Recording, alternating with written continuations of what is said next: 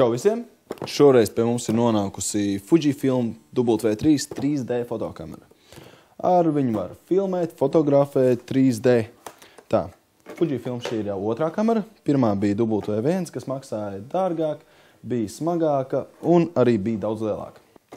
Tā, izskatās kamera apmēram šādi.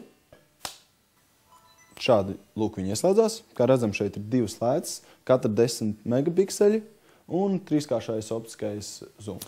Fotografēt ir ļoti vienkārši. Šeit ir gan autorežīms, ko var izmantot jebkurš, kurš nepārzina varbūt manuālos settingus, gan arī dažādi citi režīmi.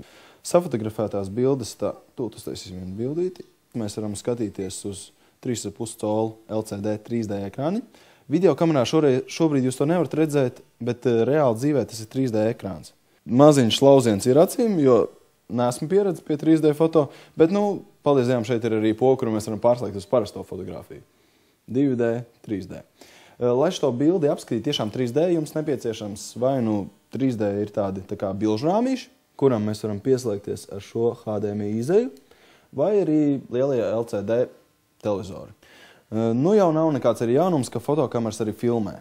Arī šeit nospiežam lūk šo podziņu un pārējām video režīmā. Filmējam ar abām lēcām, tātad mēs filmējam 3D video, kur pēc tam mēs varam apskatīties uz lielā ekrāna, HD izšķirtspējā, 720p, ļoti kvalitatīvi un 3D. Nofotografētās bildes, kā jau minēju, mēs varam apskatīt uz pašas fotokameras, uz 3D televizoru un uz 3D fotorāmīšiem. Bet, ja mēs vēlamies to apskatīt savā datorā, tad ielādējot bildes datorā, mēs iegūsim MPO failus, ierasto JPG vietā. Ko ar to darīt? Es principā pameklēju internetā, googlē un atradu vienu mājaslapu start3d.com, kur var apskatīt šo bildi 3D formātā.